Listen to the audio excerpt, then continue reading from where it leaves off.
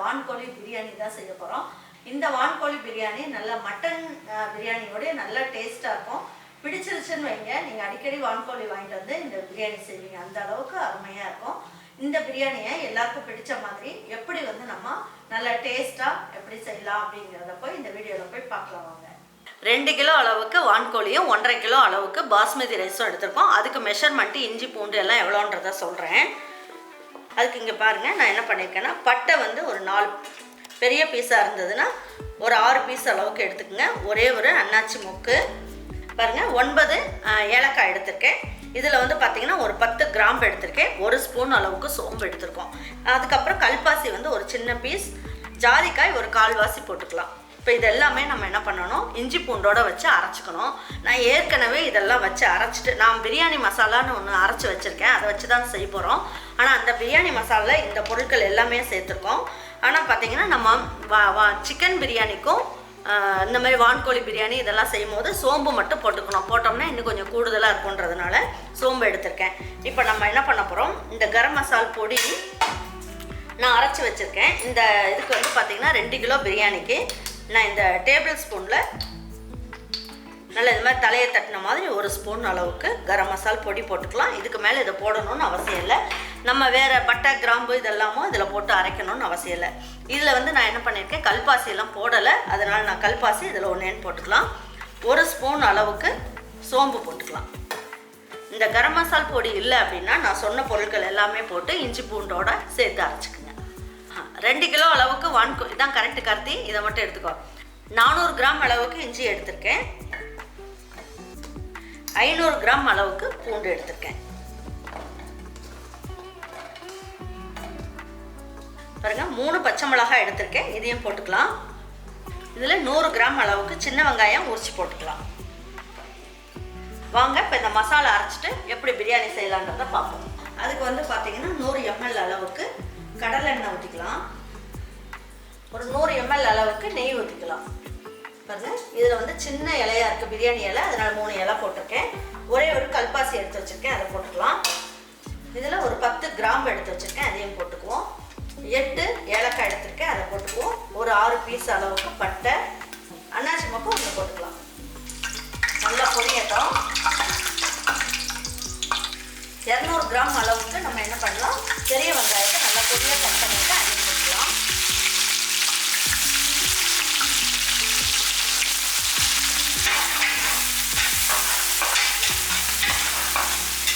வெங்காயத்தை நல்லா ப்ரௌன் கலரில் நல்லா வதக்கிக்கலாம். வதக்கும் போது பிரியாணியோட டேஸ்ட்டே வந்து நல்லா ரிச்சாக இருக்கும்.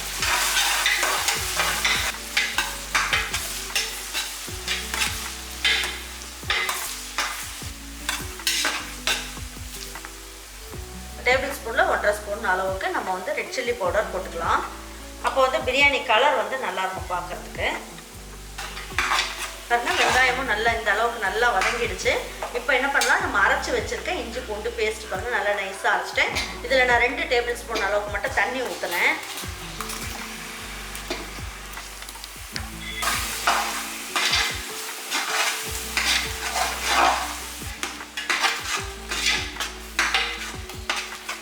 நல்லா இஞ்சி பூண்டு வதக்கும் போது எப்படி வதங்கிடுச்சுன்னு தெரியணும். நம்ம ஊற்றின எண்ணெயெல்லாம் நல்லா கசிஞ்சு வரும், அந்த அளவுக்கு நல்லா வதக்கிடலாம். இது வந்து வான்கோழி பிரியாணி அப்படிங்கிறதுனால அந்த கவுச்சி ஸ்மெல்லாம் வரக்கூடாது அப்படிங்கிறதுக்காக நம்ம என்ன பண்ணுவோம், 1/4 ஸ்பூன் அளவுக்கு மிளகுத்தூள் மட்டும் இதில் சேர்த்துக்கலாம். சேர்த்தோம்னா பிரியாணி வந்து நல்ல டேஸ்ட்டாக இருக்கும்.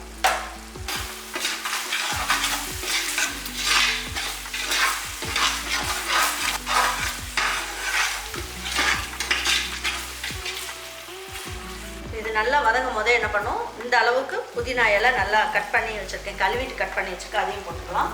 கொஞ்சமாக கொத்தமல்லி இலையும் இந்த இஞ்சி பூண்டு வதங்கும் போதே போட்டுக்குங்க. நல்ல எண்ணெயில் வதங்கும் போது நல்ல வாசனையாக இருக்கும்.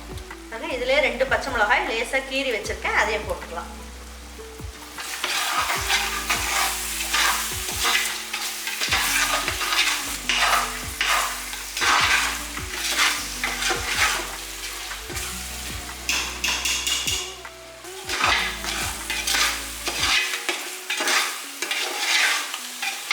நல்லா எண்ணெயெல்லாம் பிரிஞ்சு வர ஆரம்பிச்சிருச்சு பாருங்க. இப்போ இந்த அளவுக்கு நம்ம வதக்கிட்டோம்னாலே நல்லா இஞ்சி பூண்டு நல்லா வதங்கிடுச்சுன்னு அர்த்தம். பாருங்க, தக்காளி தக்காளி வந்து 200 கிராம் அளவுக்கு எடுத்து வச்சுருக்கோம், அதையும் போட்டுக்கலாம்.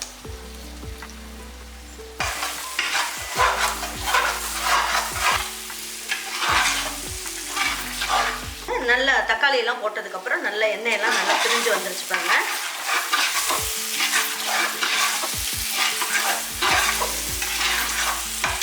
இப்போ நம்ம 2 கிலோ அளவுக்கு வான்கோழி எடுத்து வச்சுருக்கோம் இல்லையா, இந்த வான்கோழியும் எடுத்து போட்டுக்கலாம். நீங்கள் பெரிய உங்களோட விருப்பம், நீங்கள் பெரிய பெரிய பீஸ் போட்டாலும் போடலாம், சின்னது போட்டாலும் போடலாம். தண்ணி இல்லாமல் நல்லா இருத்துட்டு போட்டுக்கலாம்.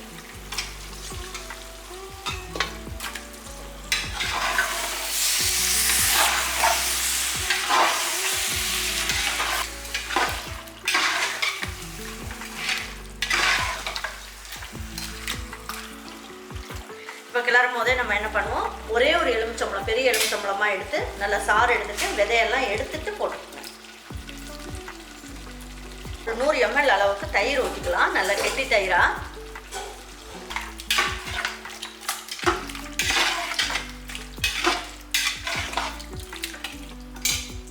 மீதி கொஞ்சம் இருக்க கொத்தமல்லி கொஞ்சம் போட்டுக்கலாம்.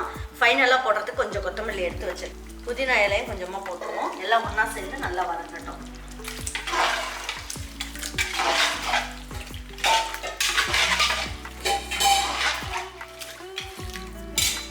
இதில் வந்து 1 கப் அளவுக்கு அரிசி அளந்திருக்கேன். அதனால் நம்ம பாஸ்மதி ரைஸ்ன்றதுனால 1.25 கப் அளவுக்கு தண்ணி ஊற்றணும். இப்போ 1 கப் அளவுக்கு தண்ணி ஊற்றிட்டு இன்னொரு 1/4 கப் அளவுக்கு தண்ணி ஊற்றிக்கலாம். 1/4 கப் அளவுக்கு தண்ணி ஊற்றிடலாம். உப்பு காரம் நல்லா கொஞ்சம் தூக்கலாக இருக்கணும்.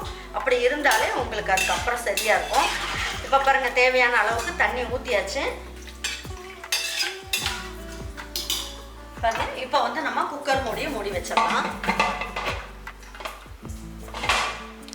போட்டுடலாம். இது வந்து 3 விசில் வரணும். 3 விசில் வந்ததுக்கப்புறம் நம்ம வந்து 1 நிமிஷம் ஸ்லோ பண்ணிட்டு ஆஃப் பண்ணிடலாம். அதுக்கப்புறம் அரிசி எப்படி போட்டு நம்ம தம் போடலாங்கிறத பார்ப்போம். பாருங்க, இப்போ எடுத்து பார்க்கலாம். ஸ்டீம்லாம் போயிடுச்சு.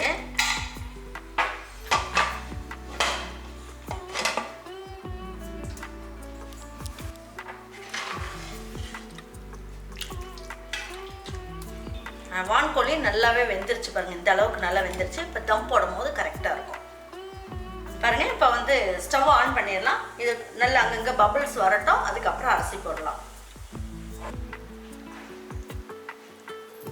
நான் வந்து என்ன பண்ணியிருக்கேன், 1.5 கிலோ அளவுக்கு பாஸ்மதி ரைஸை நல்லா தண்ணியில் ஊற வச்சுட்டேன் 1/2 மணி நேரத்துக்கு.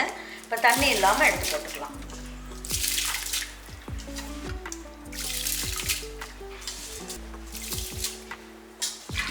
அரிசியை போட்டதுக்கப்புறம் மீதி இருக்க புதினா, கொத்தமல்லி எல்லாமே எடுத்து போட்டுடலாம். ரொம்ப நேரம் மிக்ஸ் பண்ணணும்னு அவசியம் இல்லை, லேசாக ஒரு வாட்டி பரட்டி விட்டிங்கன்னா போதும்.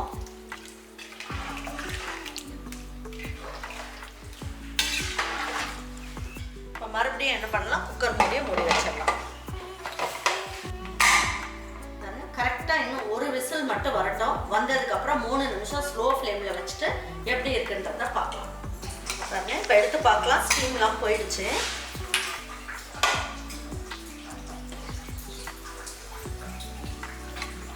லேசாக நீங்கள் வந்து இந்த மாதிரி எடுத்து பாருங்கள்.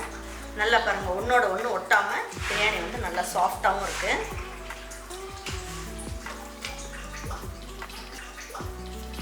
நல்லா குழையாமல் நல்லா சாஃப்டாக பிரியாணி வந்து ரொம்ப நல்லா அருமையாக வந்துருச்சு. பாருங்க, அரிசி வந்து ஒன்றோட ஒன்று, அந்த பிரியாணி வந்து ஒன்றோட ஒன்று ஒட்டாமல் நல்லா நீளமாக வந்திருக்கு. இதே மெஷர்மெண்ட்டில் நீங்கள் தண்ணி ஊற்றுங்க, உங்களுக்கு கரெக்டாக இருக்கும். பாருங்க, நல்லா வான்கோழியும் நல்லா வெந்துருச்சு, நல்லா சாஃப்டாக வந்துருச்சு. பார்க்கறதுக்கே நல்லா இருக்கு பாருங்க.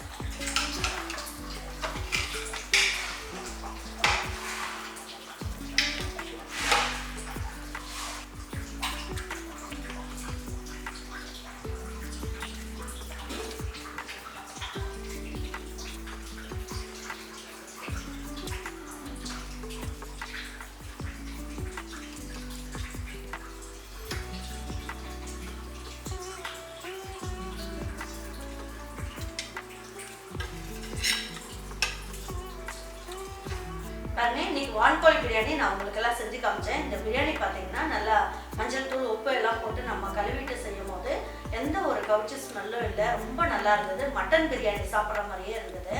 இது வந்து பார்த்தீங்கன்னா நல்ல மிளகு தூள்லாம் போட்டு இந்த பிரியாணி செஞ்சதுனால நல்ல ஒரு வித்தியாசமான சுவையில் நல்ல ஒரு எண்ணெய் பசையாக ரொம்ப நல்லா இருந்தது பிரியாணி சாப்பிட்றதுக்கு. நான் சொன்ன மெத்தட்லேயே நீங்கள் வந்து இந்த வான்கோழி பிரியாணியை நீங்கள் செஞ்சு சாப்பிட்டு பாருங்கள். சாப்பிட்டு பார்த்துட்டு உங்கள் வீட்டில் இருக்கவங்க எல்லாருக்குமே பிடிச்சிருந்ததுன்னா லைக் பண்ணுங்கள், ஷேர் பண்ணுங்கள், சப்ஸ்கிரைப் பண்ணுங்கள், மறந்துடாமல் கமெண்ட்ஸ் பண்ணுங்கள். தேங்க்யூ ஃபார் வாட்சிங் ஈரோடு அம்மாச்சி சமையல். தேங்க்யூ.